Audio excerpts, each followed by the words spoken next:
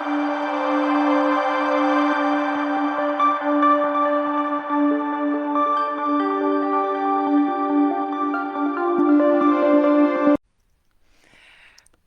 tout le monde, j'espère que vous allez bien. Donc, bienvenue à ce live d'immigration Scat. Je m'appelle Mélanie Scatolin et je suis consultante en immigration. Donc, aujourd'hui et pour les semaines à venir, nouveau format pour le live. Donc, ce sera à tous les jeudis, 14 heures, heure de Montréal. Et le sujet pour le live d'aujourd'hui, c'est les motifs de refus de visa et comment les éviter ou comment corriger les erreurs. Donc, tout au long de la séance, je vous invite à écrire en commentaire des questions. Je vais garder une période à la fin du live pour justement répondre en direct à certaines questions que vous pourriez avoir. Je vous invite par contre à ne pas donner trop de détails sur vos informations personnelles. Et aujourd'hui, c'est vraiment là informatif pour vous donner des exemples et pour vous guider, pour que vous puissiez par vous-même là, déposer des demandes de visa, par exemple. Donc, avant de commencer, deux petites notions juridiques de base en droit de l'immigration du Canada qui vont vous être très, très utiles pour vos procédures. Premièrement, le fardeau de la preuve. Le fardeau de la preuve, c'est qui doit prouver la demande ou ce que la personne avance. En immigration, c'est vous. Vous avez le fardeau de la preuve. Deuxième chose, la norme de la preuve. La norme de la preuve, ça, c'est le degré de croyance requis pour qu'une personne prenne une décision. Et en immigration, de façon générale, c'est la balance des probabilités. Donc, c'est le 50% plus 1. La balance qui bouge comme ça. Donc, la personne va prendre sa décision sur cette norme de preuve-là. Donc, on a ça en tête. Statut temporaire. Oui, donc je vois des questions ici et là. Je suis vraiment... je vais parler un peu de certains points que j'ai à vous dire. Ça va sûrement là, répondre à vos questions. Statut temporaire, il y a trois statuts temporaires au Canada, visiteur, étudiant et travailleur. Donc, le point commun à ces trois statuts-là, c'est qu'ils sont temporaires, que vous devez prouver que vous quitterez le Canada à la fin du séjour.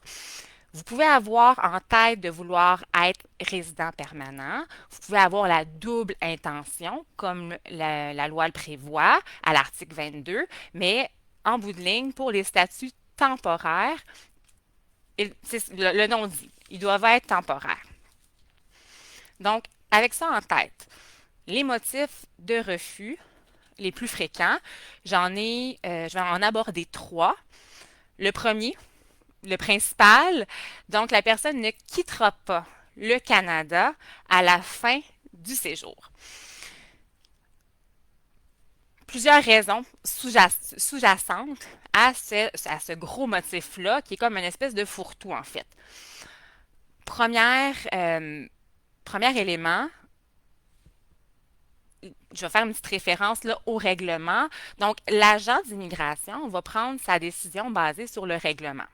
Donc, c'est l'article il y a 179 et l'article 183 du règlement sur l'immigration qui prévoit justement dans quelle mesure, dans quelles circonstances un agent va émettre un visa à une personne. Premier élément à prouver, donc la capacité financière. Donc, un motif de refus, ça serait que la personne n'a pas la capacité financière suffisante pour subvenir aux besoins. Là, c'est sûr qu'il n'y a pas de minimum requis. Par exemple, je ne peux pas vous dire pour contrer, pour éviter ce refus-là, je ne peux pas vous dire démontrer tant de dollars. Ou c'est vraiment du cas par cas parce que ça va dépendre de la situation. Il y a combien de personnes dans la demande? Vous demandez, c'est quoi la durée du séjour demandé? Est-ce que vous avez des amis ou de la famille au Canada? c'est très variable. Parce que l'agent, en bout de ligne, doit être satisfait que vous n'allez pas travailler au Canada. Alors, pour démontrer que vous avez la capacité financière suffisante, je vous conseille premièrement de déposer des relevés bancaires. Donc, je suggère habituellement là, 3 mois de relevés bancaires. Ça pourrait être également une confirmation d'actifs que vous possédez. Donc, le but, c'est vraiment de prouver à l'agent que vous avez les sous requis de façon raisonnable pour votre voyage. C'est sûr que si vous êtes 5 personnes dans votre demande, donc les parents et les enfants, bonjour tout le monde, bonjour, bonjour. Donc, parenthèse, là, moi, je fais pas de commentaires sur l'emploi, je ne fais pas de commentaires non plus, là, je ne trouve pas de travail. Donc, s'il y a des questions par rapport à ça, je ne vais pas y répondre. Donc, donc comme je vais reprendre, si vous êtes une famille de 5 personnes, par exemple, les parents et les enfants, c'est sûr que vous devrez démontrer une capacité financière plus élevée qu'une personne seule dans sa demande. Donc, c'est logique. C'est pour ça que je dis que c'est variable. Aussi, si dans votre demande, si vous avez des amis ou de la famille au Canada qui vont vous aider, qui vont vous prendre en charge, donc je vous suggère de déposer une lettre à cet effet dans votre dossier et également une preuve de revenu de votre famille au Canada. C'est encore là très subjectif. Je sais qu'il y a plusieurs personnes qui ont eu des refus basés sur ça. Malheureusement, la loi sur l'immigration est faite comme ça. Donc, c'est pour ça qu'il n'y a pas de minimum requis. Donc, premier point, capacité financière. Deuxième point dans le ne pas quitter le Canada, c'est l'absence de liens significatifs à l'extérieur du Canada. Donc, pour contrer cet argument-là, vous pouvez déposer en preuve la preuve que vous avez, par exemple, de la famille dans votre pays de citoyenneté, dans votre pays de résidence. Vous pouvez déposer des certificats de naissance, certificats de mariage, des attestations de membres de la famille et donc prouver la famille. Une preuve d'emploi également, donc une attestation de travail qui fait en sorte que votre employeur sait que vous allez venir au Canada 2 semaines, par exemple, en tourisme, que vous êtes en vacances, mais qu'un emploi vous attend à votre retour, donc une preuve d'emploi.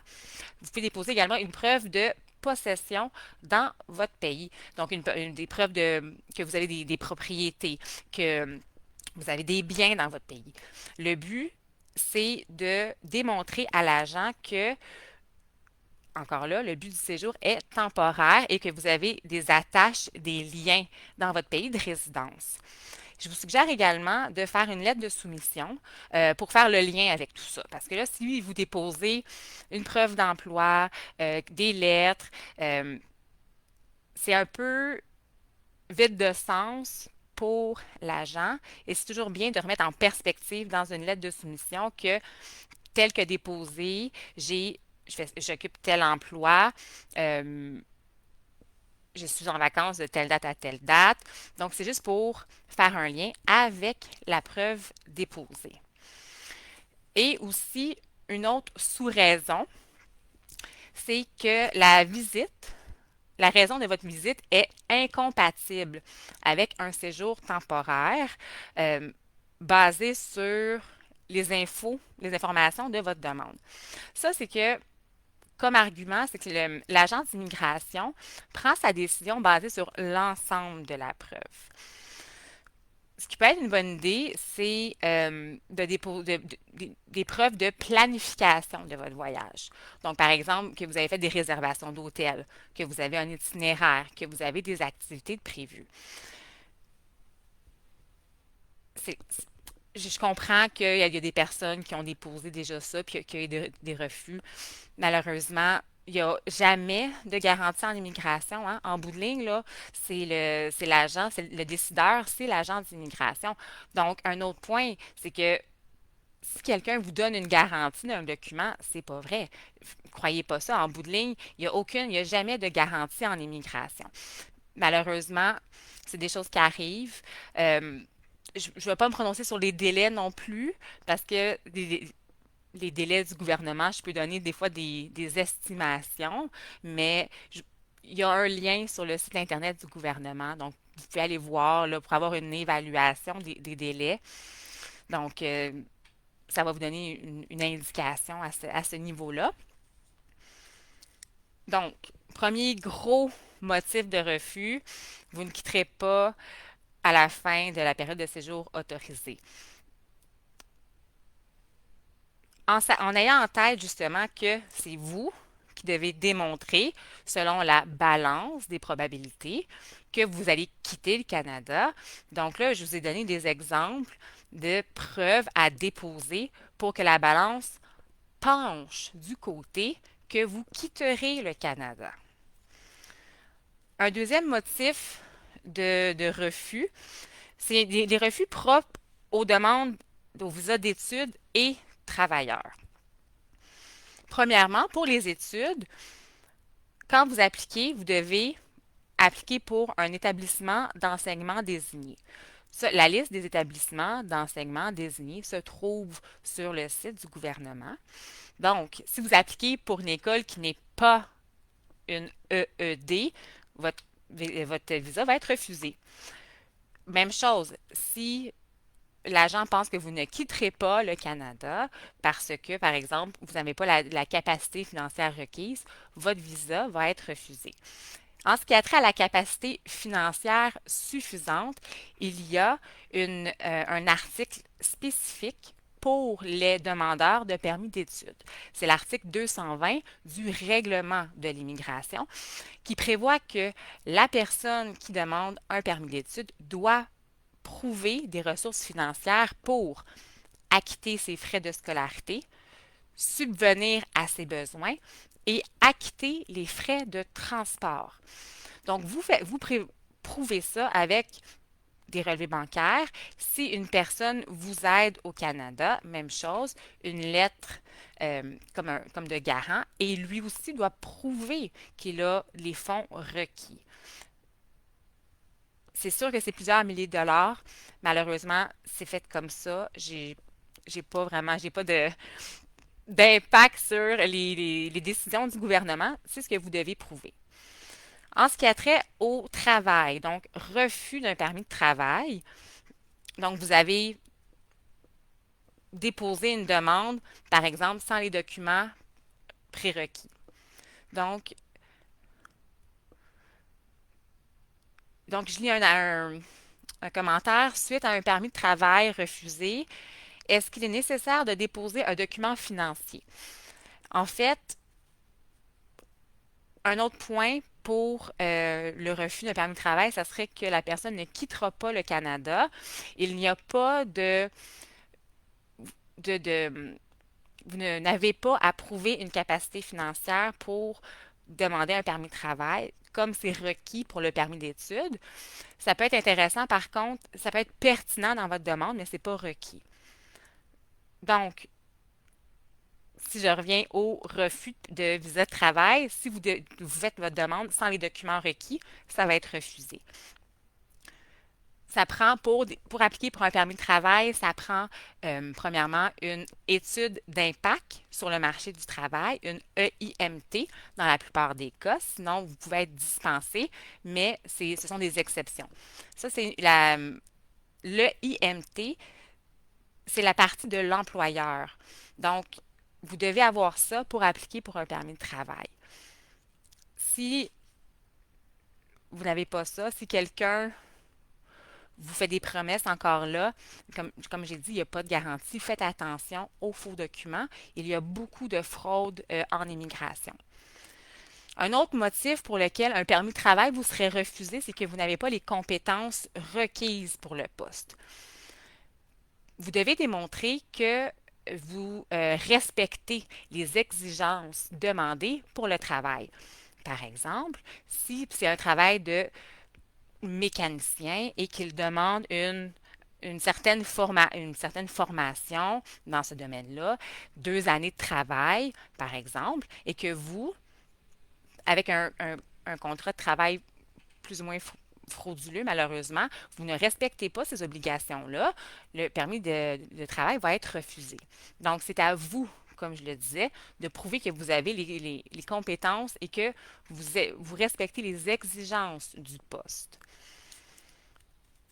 Et également, mais si ce n'est pas une vraie offre d'emploi, encore là, tout revient à la fraude. Comme je le disais, dans plusieurs pays, il y a des personnes qui vous disent, selon, vous me donnez tel montant d'argent et vous allez être embauché par XY personnes. Ça, je vous le dis, au Canada, on ne paye pas un employeur pour avoir un emploi. C'est plutôt l'inverse. Si l'employeur utilise les services d'une agence de recrutement, c'est l'employeur qui va payer l'agence de recrutement et non l'inverse. Donc, refus spécifique pour les études ou le travail. Et la troisième gros motif de refus, c'est les fausses déclarations. Euh, Entrée express, moi, je n'ai aucune connaissance sur les programmes d'entrée express. Je n'ai pas de connaissance sur les programmes des autres provinces. Donc, je le dis d'emblée, je ne vous conseillerai pas sur quelque chose que moi, je ne maîtrise pas. Il y a d'autres personnes qui vont pouvoir là, vous aider, mais moi, tout ce qui a trait à entrée express, les programmes de d'autres provinces, moi, je connais les programmes du Québec. Les autres provinces, ils ont leurs programmes, mais malheureusement, je n'ai pas de connaissances là, à ce sujet, donc je ne vous en parlerai pas pour répondre à la question. Et pour revenir aux fausses déclarations. Quand vous faites une demande de visa, vous mettez en situation de contrôle. Et ça, la situation de contrôle implique des obligations, implique que vous avez des obligations prévues par la loi. L'article 16, très important, de la loi sur l'immigration, vous oblige à répondre véridiquement aux questions, à donner tous les renseignements et tous les éléments de preuve pertinents et requis et tous les documents nécessaires. Donc, c'est une grosse obligation, là. Vous êtes obligé de répondre véridiquement, fournir tous les documents et tous les renseignements requis. Et ça inclut également la biométrie. Donc, prendre une photo, prendre vos empreintes digitales et faire une visite médicale si elle est requise. La visite médicale, ça, vous pouvez aller sur le site du gouvernement. Regardez, là, on appelle ça les pays désignés par l'immigration pour une visite médicale. À ce moment-là, si vous devez en faire une, l'immigration, dans votre demande, va vous le dire. Et également, une obligation de plus, ça peut être de vous présenter à une entrevue si elle est exigée par l'immigration. Donc, en sachant ça, il y a l'article 40 de la loi sur l'immigration qui prévoit que si vous faites une fausse déclaration, vous êtes interdit de territoire. Ça, une fausse déclaration, c'est directement ou indirectement. Donc, par vous ou par un conseiller. Même si la personne se dit un vrai conseiller, si c'est une fausse déclaration par cette personne-là, c'est vous, en bout de ligne, qui êtes interdit de territoire. J'ai déjà fait une vidéo en vous disant, si quelqu'un se dit un consultant en immigration, tous les consultants en immigration du Canada, même ceux qui sont à l'extérieur du Canada, doivent avoir un permis délivré par le Collège des consultants en immigration. C'est notre ordre professionnel. Donc, si la personne n'est pas régie, n'a pas de permis, ce n'est pas un vrai consultant en immigration. Donc, il faut faire attention à ça. Légalement, seuls les consultants en immigration et bien sûr les avocats peuvent conseiller sur la loi de l'immigration et vous représenter devant le gouvernement. Bourse d'études, donc une question. Pour le permis d'études, est-ce que la bourse fait partie des preuves? Oui, ça, si vous avez une bourse, bien sûr, vous pouvez la déposer en preuve. Ça, c'est un très bon élément. Si, par exemple, il y a un programme là, dans votre pays qui vous supporte financièrement, bien sûr, vous mettez ça en preuve. Ça, c'est des très bonnes financières. Donc, pourquoi on refuse un visa à un touriste mineur? Non, malheureusement, ça revient à ce que je disais tantôt et ce que je dis présentement. Il y a un motif de refus et l'agent n'a pas été satisfait. Donc, pour revenir aux fausses déclarations, directement ou indirectement, donc c'est faire une fausse présentation, donc faire un mensonge ou présenter un faux document sur un élément important. C'est pas un élément important, c'est pas votre grandeur. Est-ce que je mesure 160 ou 162 centimètres? Puis là, vous vous trompez. Ça, c'est pas important. C'est justement, est-ce que vous allez quitter le Canada? Est-ce que vous êtes un véritable étudiant? Est-ce que vous respectez les fondements de la loi? C'est ça un fait important. Ou il y a également omettre. Si vous cachez la vérité, ça aussi, c'est une fausse présentation. Et votre fausse présentation, donc de dire ou de cacher, peut entraîner une erreur dans la loi. Donc ça, c'est ça une fausse présentation. Et si vous faites ça, vous allez être interdit de territoire pendant 5 ans. Donc, par exemple, on vous refuse aujourd'hui votre visa parce que vous avez fait des fausses présentations. Donc, vous êtes interdit de territoire canadien jusqu'en 2029, jusqu'en juillet 2029. Donc, il y a plusieurs conséquences. En ce qui a trait à l'omission, donc omettre des informations. Dans les formulaires que vous remplissez, qu'on dépose, il y a la dernière section où est-ce qu'il y a plusieurs questions et on répond par oui ou non. Si c'est oui, on donne des détails.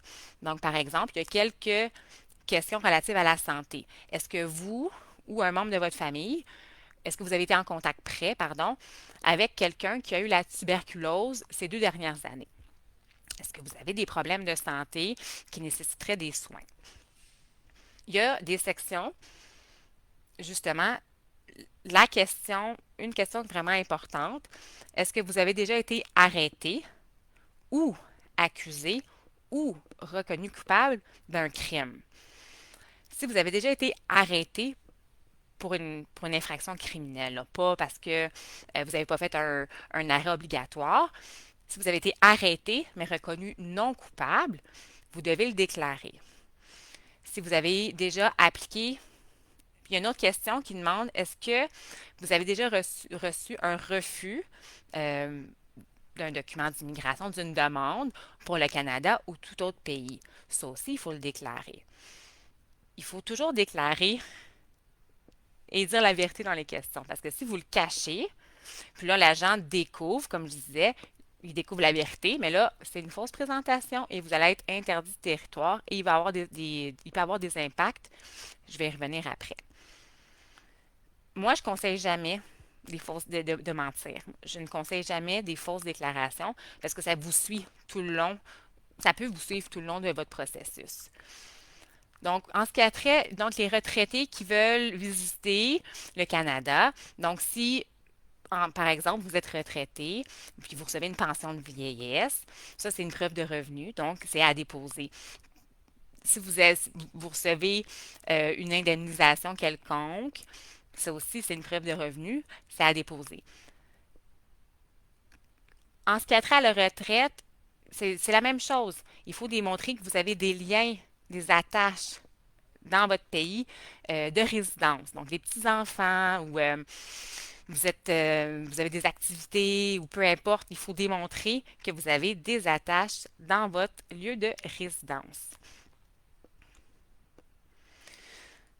Donc, une autre personne me demande si elle a 2 refus, justement pour motif qu'elle ne quittera pas le territoire, est-ce que je peux refaire la demande? Vous pouvez toujours refaire des demandes. Ça, je voulais faire un merci pour la question. Je refais un lien avec la fausse présentation. Justement, si vous déclarez quelque chose dans des demandes précédentes et vous avez eu des refus, puis là, vous déclarez quelque chose d'autre dans votre nouvelle demande, ça peut être une fausse déclaration. Il faut faire attention. Le système d'immigration, le système informatique, c'est le même partout dans le monde. Ça s'appelle le SMGC, Système mondial de gestion des cas. Que l'agent travaille ici au Canada ou dans une ambassade à l'extérieur, c'est le même système informatique. Et chaque demandeur ou chaque personne qui traite avec l'immigration a un dossier. Et le dossier, c'est pas parce que, par exemple, vous avez un nouveau passeport que là, c'est un nouveau dossier. Votre dossier, c'est avec votre nom, date de naissance, pays de citoyenneté. Donc, quand vous faites une demande pour un visa, donc vous rentrez les informations, il y a un numéro qui vous est donné. C'est l'identificateur client unique IUC, identificateur unique du client. Donc, c'est ce numéro-là qui va vous suivre, peu importe que vous déménagiez, que vous ayez un autre passeport, que vous changiez de travail, que vous changiez d'état matrimonial. Alors, peu importe ce que vous déclarez, toutes les demandes que vous faites se rattachent à votre identificateur. Donc, il faut faire attention, justement. Euh, et une nouvelle déclaration avec des refus précédents peut mettre en relief, justement, peut-être que là, l'agent va penser que vous déposez des faux relevés bancaires, par exemple. Dans une demande antérieure, l'agent a décidé était d'avis que vous n'aviez pas la capacité financière suffisante. Et là, dans une nouvelle demande, vous déposez des relevés bancaires. L'agent va vérifier les relevés bancaires et ça se peut qu'il ne soit pas satisfait de l'authenticité des relevés bancaires. Donc, il faut faire attention justement et là, fausse déclaration. Et comme je le mentionnais, votre dossier d'immigration vous suit d'étape en étape. Donc, si vous appliquez pour un visa visiteur, permis de travail, études et éventuellement pour la résidence permanente, c'est votre même dossier. C'est le même numéro qui vous suit tout le long de votre parcours. Encore là, si vous déclarez quelque chose dans votre permis de travail, par exemple, que vous n'avez jamais été arrêté. Bon, vous travaillez et éventuellement, vous appliquez pour la résidence permanente. Quand on applique pour la résidence permanente, il faut fournir des certificats de police de tous les pays où on a habité pour plus de 6 mois depuis nos 18 ans. Et donc, en 2020, vous déclarez que vous n'avez jamais été arrêté. 2024, vous faites votre demande de résidence permanente et vous déposez dans votre dossier le certificat de police de votre pays de citoyenneté et mentionnant que vous avez une arrestation, que vous avez une condamnation. Donc, en plus de vous faire des difficultés dans votre demande de résidence permanente, ça prouve que vous avez fait une fausse déclaration dans le passé et ça pourrait être un motif de rejet de votre résidence permanente et en plus, interdiction de territoire au Canada. D'où la pertinence de mon propos et de vous dire que ça vous suit tout le long du processus. Euh, oui, il y a plusieurs refus. Je comprends qu'il y a des personnes qui ont reçu des refus. Je suis désolée de l'apprendre, mais malheureusement, c'est dommage, mais venir au Canada, c'est pas un droit. Il y a seulement les citoyens canadiens, les résidents permanents et les Indiens inscrits qui rentrent de droit au Canada. Donc, la loi sur l'immigration est faite comme ça. C'est le législateur là, qui en a décidé ainsi. Euh, pour la preuve de fond, j'en ai parlé tantôt encore. Malheureusement, je peux pas faire d'évaluation. Je ne fais pas d'évaluation comme ça. Je ne conseille pas. Je fais vraiment à titre là, informatif. Donc, je peux pas aller vraiment en détail euh, dans les situations. On est soumis, on est réglementé par notre code de déontologie, les consultants.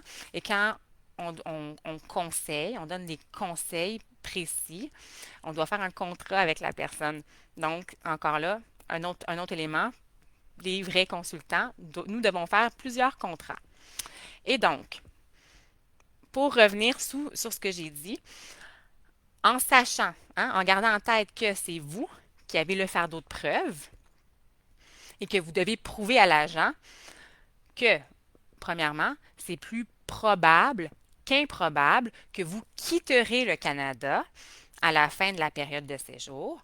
C'est ça finalement la balance des probabilités. C'est plus probable qu'improbable. Donc, ça prend des éléments de preuve pour faire pencher la balance du côté que, effectivement, c'est plus probable qu'improbable, donc le fameux 50% plus 1, que vous quitterez le Canada. Toujours dire la vérité, ne pas déposer de faux documents. Donc, c'était vraiment les trois, selon mon avis, puis selon ma lecture là, de la loi sur l'immigration, les trois plus gros motifs de refus les plus courants. Encore là, aussi précisément pour les permis d'études, permis de travail, respecter les obligations réglementaires. Donc maintenant, période de questions. Donc, quel est le rôle réel d'Arima? Arima, Arima, c'est un site Internet. Il n'y a pas de procédure Arima. Arima, c'est le site Internet que le gouvernement du Québec utilise pour les demandes d'immigration. Donc, par exemple, là, souvent quand on parle des procédures Arima, c'est plutôt la déclaration d'intérêt que vous parlez.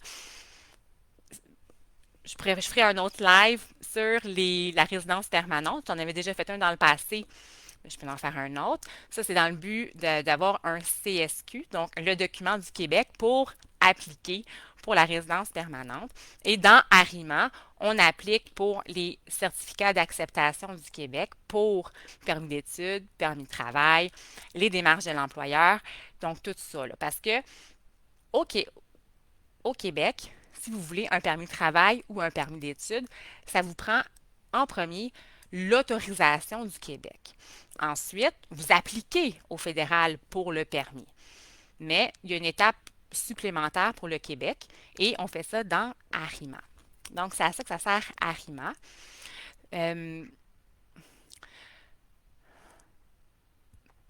Quel est l'avantage et désavantage d'un super visa pour les parents-grands-parents?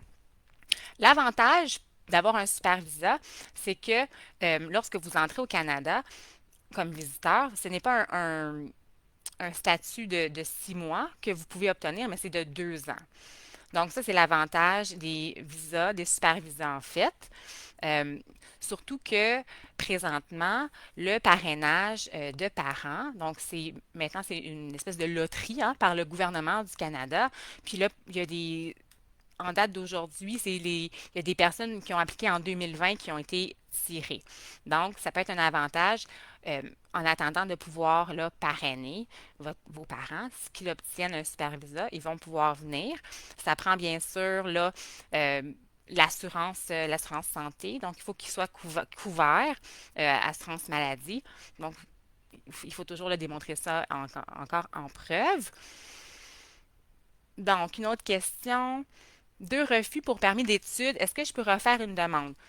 Oui, vous pouvez refaire des demandes, mais c'est important de vous attarder à ce que vous avez déposé au départ dans les refus, pourquoi ça a été refusé. Et là, se demander, si j'applique pour un autre, est-ce que ça va être refusé encore? Est-ce que, pourquoi, l'exemple, la troisième fonctionnerait si vous avez 2 refus puis vous déposez encore les mêmes documents? Peut-être que dans ce cas-là, faire une lettre d'explication pourrait être pourrait être bien si c'est les mêmes documents, mais encore là, c'est juste là mon avis comme ça rapidement. Donc, je vais prendre une petite gorgée d'eau. OK, donc une autre question, là par rapport, là, il y a beaucoup de questions. Une offre plus importante. Donc, il y a quelqu'un qui a trouvé un contrat de travail avec un employeur pour faire les démarches, oui, super. Mais on a trouvé une offre plus intéressante. Est-ce que je peux faire les 2 démarches en même temps? Euh, vous ne pourrez pas appliquer pour un permis de travail pour 2 permis de travail. Ben, vous pourriez, euh, mais encore là, c'est parce que quand l'employeur applique pour une EIMT, à moins que habituellement, c'est pour un travail temps plein. Puis là, si vous ne travaillez pas temps plein, si l'employeur ne respecte pas ses obligations, ça pourrait là, l'impacter en bout de ligne. Euh, Vous pourriez faire les deux démarches en même temps, retirer la première offre. Moi, ce que je conseille, l'employeur doit faire les démarches. Donc, si vous, en bout de ligne, vous avez deux EIMT et deux CAQ, choisissez le contrat de travail que vous voulez. Je vais arrêter là-dessus pour ça. Donc, quelqu'un veut commencer les procédures pour l'immigration. Euh, D'une part, je vous invite toujours à consulter pour des informations gratuites le site du Canada, du gouvernement www.canada.ca. Donc, c'est sûr que il y a plusieurs informations. Ça peut être difficile là, à naviguer, euh, mais vous pouvez commencer là-dessus pour faire des premières recherches. Donc, encore, je me répète, je ne trouve pas de travail. Pour avoir un visa de travail ou un permis de travail au Canada, la première étape, bien sûr, c'est de trouver un travail. Hein. Vous pourrez pas, on ne peut pas appliquer pour un permis de travail sans travail. Donc, malheureusement, la première étape, c'est ici. C'est avec un employeur. Donc, vous pouvez essayer d'appliquer en ligne, mais encore là, ça peut être difficile. Donc, malheureusement, c'est comme ça que ça fonctionne.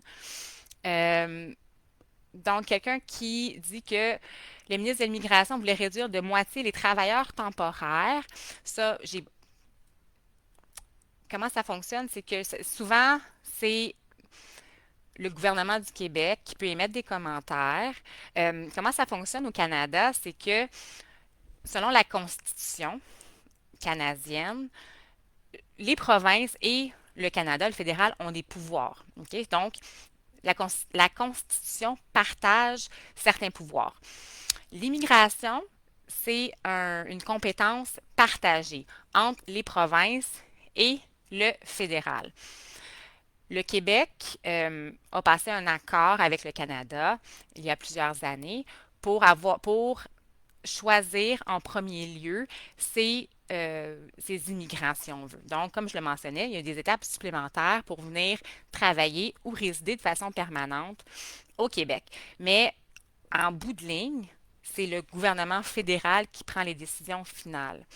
Donc oui, le Québec peut exiger une certaine connaissance du français, peut exiger certaines choses particulières pour le Québec, mais avoir un document du Québec comme CAQ, CSQ ne donne aucun statut. Hein. Ça ne donne aucun statut au Canada. Il faut toujours appliquer pour le Canada.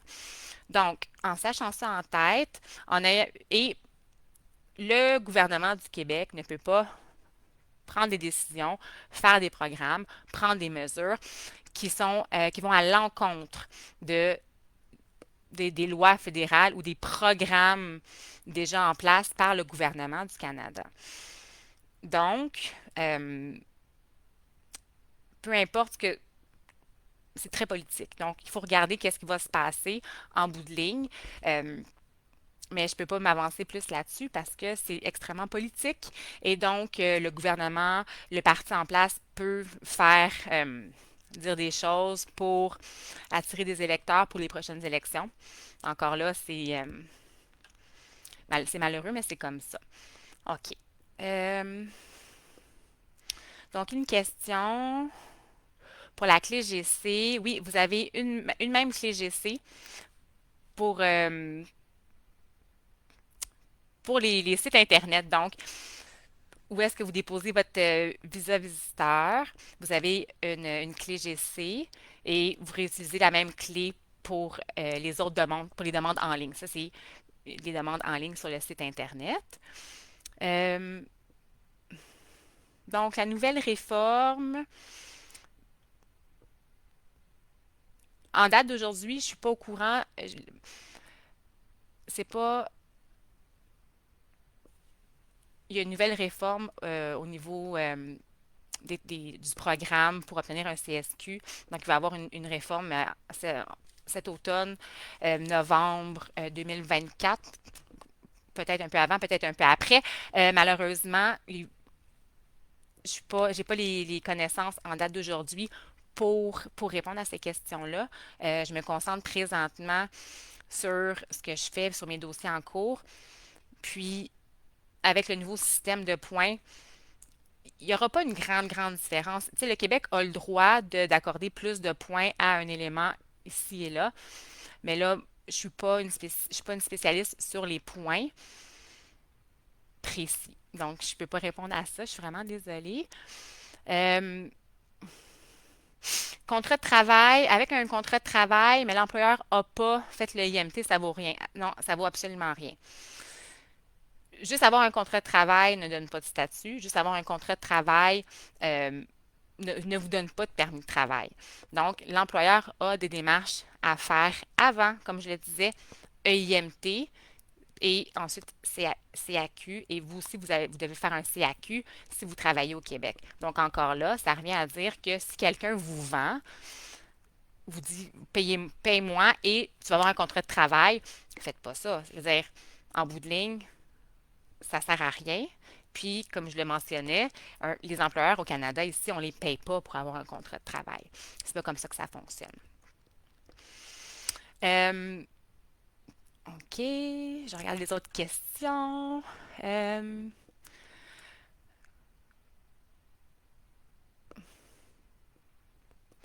donc, si vous vous enregistrez à des sites de recherche pour trouver un travail, ça ne nuit pas là, à votre demande touristique. Euh, Vous pouvez. Présentement, si vous venez comme au Canada avec un statut visiteur, il y a une politique publique qui vous permet d'appliquer pour un permis de travail de l'intérieur du Canada. Cette politique-là est en vigueur jusqu'au 25 février 2025. Elle peut être prolongée, ça on ne le sait pas, les politiques publiques, là, on ne le sait jamais, parce que sinon, techniquement, vous devez appliquer de l'extérieur du Canada, comme les permis d'études, et ensuite, vous faites vous revenez à la frontière pour l'avoir. Présentement, si vous êtes au Canada comme visiteur, le permis de travail vous est envoyé par la poste. Donc, ça, c'est bien. Donc, non, ça fait rien. Euh, donc, je regarde les autres questions. Visa de réfugié, malheureusement, j'ai aucune connaissance sur les procédures pour devenir un réfugié de l'extérieur du Canada. Moi, je connais les procédures si vous êtes présentement au Canada. Donc, je ne peux pas répondre là, à cette question-là. Vous pouvez regarder sur Internet, mais malheureusement, je ne peux pas m'avancer. Ben voilà, je pense que j'ai fait le tour là, des questions que je pouvais répondre. Pourquoi un lien familial pour un visiteur? Mais en fait, ça revient à ce que je disais tantôt, donc démontrer que vous avez des liens significatifs dans votre pays de résidence, qui fait en sorte que l'agent va être satisfait que vous quitterez le Canada à la fin de la période de séjour. Euh, donc, on a une question pour un tour du poteau pour un permis de travail fermé. Donc, je suis désolée, j'avais plusieurs questions.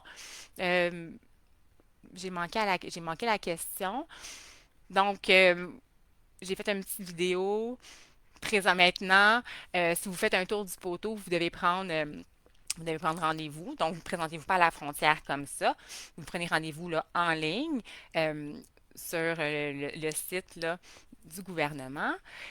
Par exemple, il y a une frontière que vous pouvez prendre un rendez-vous du lundi au jeudi de midi à midi à 19 heures si je ne me trompe pas. Je ne conseille jamais de faire le tour du poteau parce que justement, ça revient à la situation de contrôle. Hein. Quand vous faites le tour du poteau, vous êtes en situation de contrôle. Donc, l'agent a énormément de pouvoir et il n'y a pas de garantie non plus que le permis va être imprimé. Donc, il faut faire attention. Si vous pouvez l'éviter, je conseille toujours d'éviter là, les tours du poteau pour ne pas vous mettre là, dans une situation difficile parce qu'en plus, vous êtes en situation de contrôle avec la douane. Donc, pas juste avec l'immigration, avec la douane également. Ça implique fouille de véhicule, fouille de bagages, les autres choses comme ça. Donc, rendez-vous là, en ligne. Euh, c'est comme ça que ça fonctionne. Euh, Durée pour le traitement du regroupement familial au Canada, encore là, pour les délais, les estimations de délais, je vous invite à regarder là, le site. Euh, Tout dépendant, honnêtement, les délais comme ça par cœur, je ne les connais pas. Je regarde toujours sur le site, puis avec le dossier que j'ai devant moi, je fais une estimation. C'est toujours des délais moyens.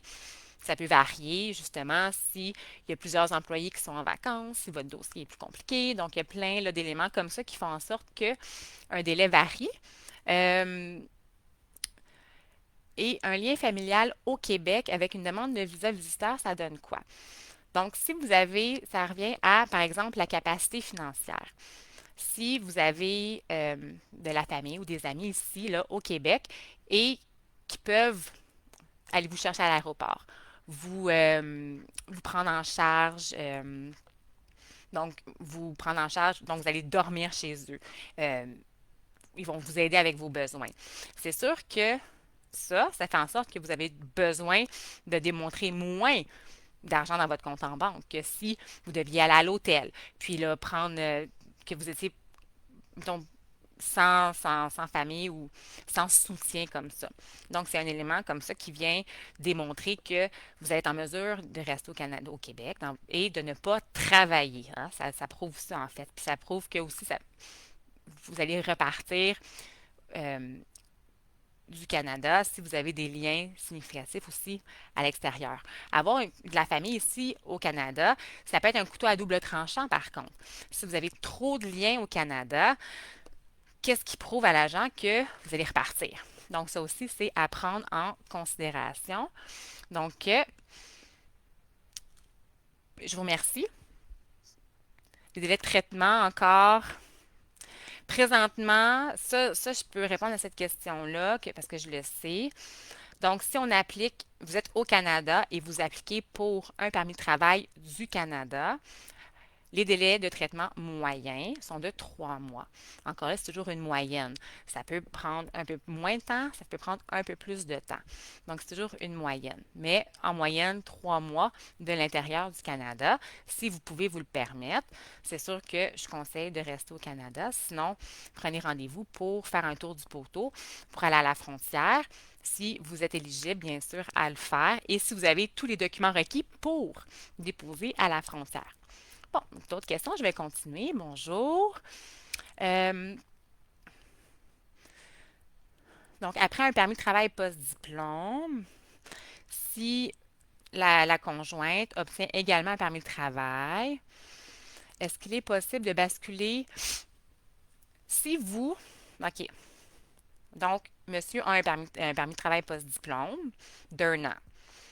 Et finalement, sa femme en obtient en obtient un plus long.